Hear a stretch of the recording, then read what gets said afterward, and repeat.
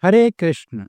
In the first part, we saw how Mahaprabhu himself came and revealed to Srila Gaur Govinda Swami Maharaj about Sarda Devi's interview call only to protect and reassure his devotee. After giving her interview, Sarda Devi came to Bhubaneswar and met Srila Gaur Govinda Swami Maharaj. Maharaj lovingly inquired in detail, "So, how did your interview go?"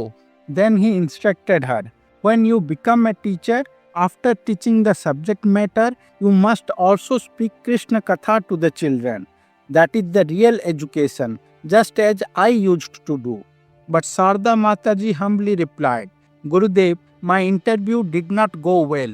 They asked 4 questions and I could only answer 2, not all 4.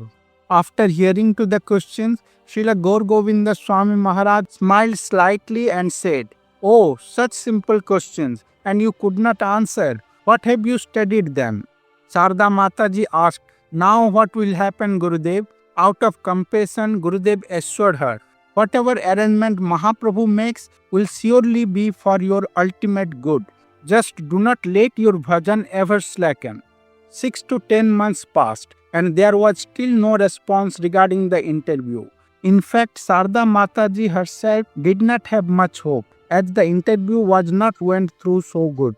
She quietly returned to Sikkim to assist her father.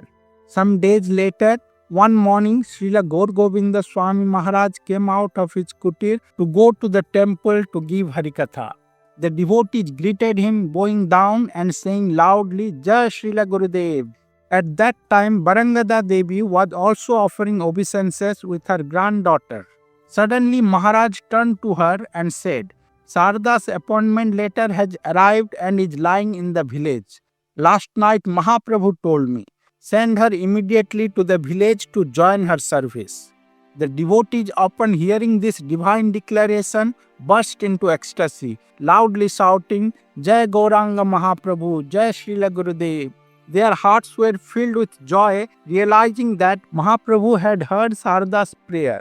Gouranga Mataji stood motionless, almost stunned. She could not even complete her pranam. Such was the overwhelming mercy Gurudev had showered upon her daughter.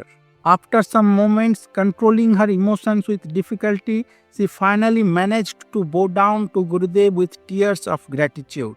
Without delay, she rose and went straight to call her husband. Her voice choked with emotion, she said, "Sarda, she is truly blessed. She has received Gurudev's mercy not once but twice." Mr. Ganges Banerjee, her husband, could not understand at first. Then she explained through sobs. Sarda has secured the government job. Sent her immediately to the village. Mr. Banerjee wonders and asked, "Did Gurudev said so?" Gouranga Mataji, with tears in her eyes, replied, "Yes, Gurudev said it this very morning. Mahaprabhu himself came to him last night and revealed that the appointment letter is already lying in the village. We must send her there immediately." Hearing this, Mr. Banerjee also became deeply moved. Words failed to come out of his mouth. Silently in his heart, he offered obeisances to Srila Gurudev.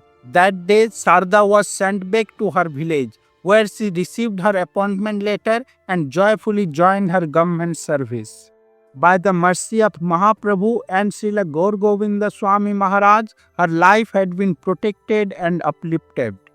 During those days, the government of West Bengal was under the control of Communist Party. The communist ideology is naturally opposed to the path of bhakti and devotion to God. For a devotee to live and perform one's duty in such an environment was extremely difficult. In her career, Sarda Devi faced many challenges. She recalls, "It was in 1990s. At that time, ISKCON's preaching was not so widespread in Bengal.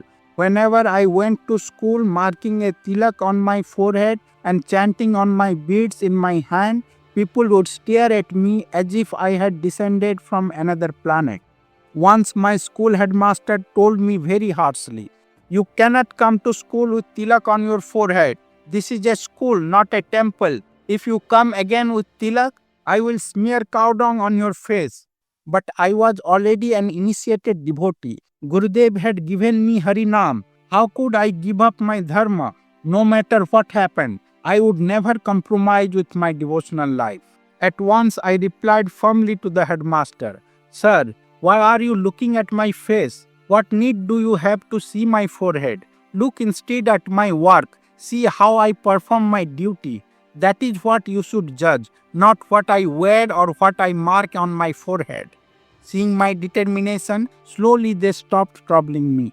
In my professional life, I faced many adversities, especially in the early days. But every time Srila Gurudev protected me and carried me safely through those storms. Now I am about to retire from my service. My daughter Gopi is married and happily settled with her whole family devoted to Srila Gurudev and Krishna. In my life and in my family's life, Srila Gurudev has taken full charge. To protect us from material adversities is one thing, but to grant us a place at his lotus feet and bestow his spiritual mercy, that is something I can never express in words. Whenever Sarda Devi had a holiday from work, she would rush to Bhubaneswar and render service at Srila Gaur Govinda Swami Maharaja's Samadhi. Sarda Devi says, "Now as I approach retirement, my only desire is this: I want to remain here in Bhubaneswar, serving at the lotus feet of Srila Gurudev, and to give up my life in his service. Srila Gurudev is my very life. In every birth may he remain my eternal master and shelter. This is my only prayer at his divine lotus feet." And truly, this is also the prayer of all of us at the lotus feet of Srila Gaur Govinda Swami Maharaj. The life of this humble devotee is a great lesson for all of us, that we must learn how to depend fully on Guru and Krishna. For them, nothing is impossible. They know what is truly good for us. Our only duty is never to leave their service and never to wander elsewhere. Everything else will be arranged by them. We may not be as fortunate as Sarda Mataji, but by hearing such divine pastimes of Srila Gaur Govinda Swami Maharaj's mercy, we can also aspire to become eligible recipients of his grace. Jai Srila Gaur Govinda Swami Maharaj ki jai. Srila Prabhupada ji Maharaj ki jai. Jai Sarda Mataji ki jai. Hare Krishna.